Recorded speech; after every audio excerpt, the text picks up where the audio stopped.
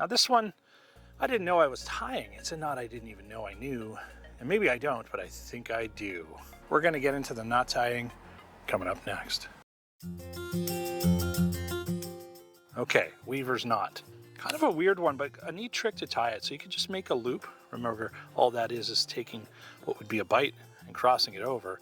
And I actually find in this case, having it underneath is the way to go, and it's just the way it works for me. And I take that larger line, make a bite, pass it through here, and then we're just gonna take this piece and cinch that down. Now we can tighten that up in a lot of different ways. Okay, now what I want you to notice, and let's look at it from both sides. This is very similar to a sheet bend.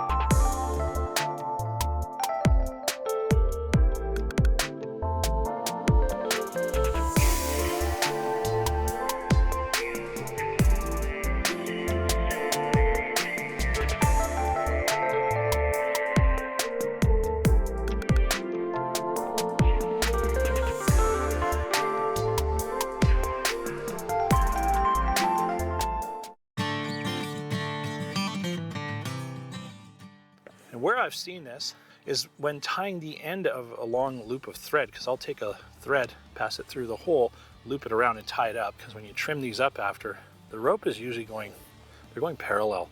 When you're doing the sheet bend, it's more like on a ridge line, you're going to go the opposite directions. The weaver's knot is not only for doing weaving and yarn and that sort of thing, but also for bookbinding.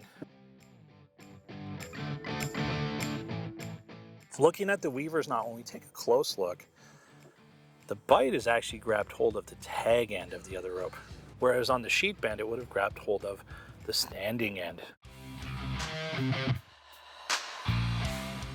Like, subscribe, share, tell all your friends. Hope this helped. And hey, get outside and make your own video.